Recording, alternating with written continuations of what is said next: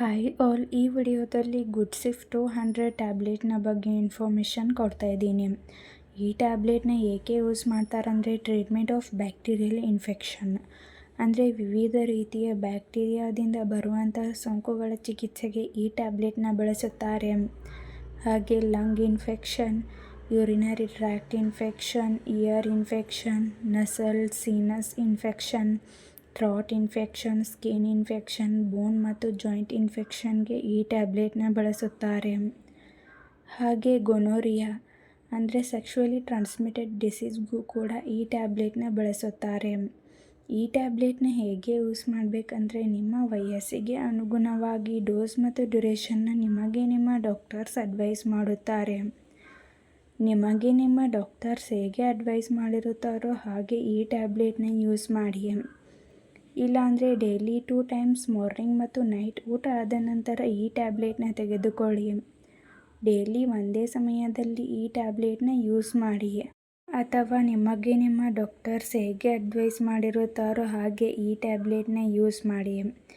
ಈ ಟ್ಯಾಬ್ಲೆಟ್ ಹೇಗೆ ವರ್ಕ್ ಮಾಡುತ್ತೆ ಅಂದರೆ ಇದರಲ್ಲಿ ಸಿಫೋಡೋಕ್ಸೈಮ್ ಎಂಬ ಆ್ಯಂಟಿಬಯೋಟಿಕ್ ಮೆಡಿಸಿನ್ ಇದೆ. ಇದು ಬ್ಯಾಕ್ಟೀರಿಯಾದ ಬೆಳವಣಿಗೆಗೆ ಕಾರಣವಾಗಿರುವಂಥ ಸೋಂಕನ್ನು ತಡೆಗಟ್ಟುವ ಮೂಲಕ ಕಾರ್ಯನಿರ್ವಹಿಸುತ್ತದೆ. ಈ ಟ್ಯಾಬ್ಲೆಟ್ನ ಸೈಡ್ ಎಫೆಕ್ಟ್ಸ್ ವಾಕರಿಕೆ, ವಾಂತಿ, ಹೊಟ್ಟೆನೋವು, ತಲೆನೋವು ಹೀಗೆ ಮೈನರ್ ಸೈಡ್ ಎಫೆಕ್ಟ್ಸ್ ಆಗುತ್ತದೆ. ಈ ಟ್ಯಾಬ್ಲೆಟ್ ನಿಮ್ಮ ಬಾಡಿಗೆ ಅಡ್ಜಸ್ಟ್ ಆದ ಮೇಲೆ ಈ ಸೈಡ್ ಎಫೆಕ್ಟ್ಸ್ ಎಲ್ಲ ಡಿಸಪಿಯರ್ ಆಗುತ್ತದೆ. ಒಂದು ವೇಳೆ ಹೀಗೆ ಲಾಂಗ್ ಟರ್ಮ್ ಆಗಿ ಕಾಣಿಸ್ಕೊಳ್ತಾ ಇದ್ದರೆ ಕೂಡಲೇ ಡಾಕ್ಟರ್ಸ್ನ ಕನ್ಸಲ್ಟ್ ಮಾಡಿ.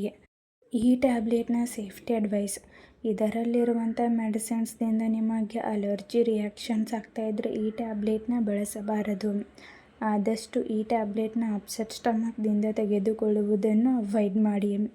ಚಿಕ್ಕ ಮಕ್ಕಳಿಗೆ ಈ ಟ್ಯಾಬ್ಲೆಟ್ನ ಬಳಸಬಾರದು. ಈ ಟ್ಯಾಬ್ಲೆಟ್ನ ತೆಗೆದುಕೊಳ್ಳುವಂಥವರು ಆಲ್ಕೋಹಾಲ್ ಸ್ಮೋಕಿಂಗ್ನ ಅವಾಯ್ಡ್ ಮಾಡಿ. ಈ ಟ್ಯಾಬ್ಲೆಟ್ನ ಯೂಸ್ ಮಾಡುವಂಥವರು ಡಾಕ್ಟರ್ಸ್ ಅಡ್ವೈಸ್ ಮಾಡಿರುವುದಕ್ಕಿಂತ ಓವರ್ ಡೋಸ್ ಅಂದರೆ ಹೆಚ್ಚಿನ ಡೋಸ್ ತೆಗೆದುಕೊಳ್ಳಬಾರದು. ಇದರಿಂದ ಹೊಟ್ಟೆನೋವು, ವಾಕರಿಕೆ, ವಾಂತಿ, ಅತಿಸಾರ ಹೀಗೆ ಸೈಡ್ ಎಫೆಕ್ಟ್ಸ್ ಕಾಣಿಸಿಕೊಳ್ಳುತ್ತದೆ. ಆದ್ದರಿಂದ ಓವರ್ ಡೋಸ್ ತೆಗೆದುಕೊಳ್ಳಬಾರದು. Kidney, liver, diabetic patients, blood pressure ಹೊಂದಿರುವಂಥವರಿಗೆ ಡಾಕ್ಟರ್ಸ್ ಈ ಟ್ಯಾಬ್ಲೆಟ್ನ ಅಡ್ವೈಸ್ ಮಾಡಿದರೆ ಮಾತ್ರ ಯೂಸ್ ಮಾಡಿ. ನೀವೇ ಸೆಲ್ಫ್ ಮೆಡಿಕೇಷನ್ ಆಗಿ ಹಾಗೂ ಲಾಂಗ್ ಟರ್ಮ್ ಆಗಿ ಈ ಟ್ಯಾಬ್ಲೆಟ್ನ ಬಳಸಬಾರದು. ಈ ಟ್ಯಾಬ್ಲೆಟ್ನ ತೆಗೆದುಕೊಳ್ಳುವಂಥವರು ಡೋಸ್ನ ಸ್ಕಿಪ್ ಮಾಡಿ ತೆಗೆದುಕೊಳ್ಳಬಾರದು. ಕಂಪ್ಲೀಟ್ ಫುಲ್ ಕೋರ್ಸ್ ಮುಗಿಯುವವರೆಗೂ ಈ ಟ್ಯಾಬ್ಲೆಟ್ನ ತೆಗೆದುಕೊಳ್ಳಿ. ಮಧ್ಯದಲ್ಲಿ ಡೋಸ್ನ ಸ್ಕಿಪ್ ಮಾಡಿ ತೆಗೆದುಕೊಳ್ಳುವುದರಿಂದ ಮತ್ತೆ ರೀಇನ್ಫೆಕ್ಷನ್ ಆಗುವಂಥ ಚಾನ್ಸಸ್ ಕೂಡ ಇರುತ್ತದೆ. ಆದ್ದರಿಂದ ಕಂಪ್ಲೀಟ್ ಫುಲ್ ಕೋರ್ಸ್ ಮುಗಿಯುವವರೆಗೂ ಈ ಟ್ಯಾಬ್ಲೆಟ್ನ ತೆಗೆದುಕೊಳ್ಳಿ. ಡಾಕ್ಟರ್ಸ್ ಅಡ್ವೈಸ್ ಮಾಡದೇನೆ ನೀವೇ ಸೆಲ್ಫ್ ಮೆಡಿಕೇಷನ್ ಆಗಿ ಈ ಟ್ಯಾಬ್ಲೆಟ್ನ ಬಳಸಬಾರದು.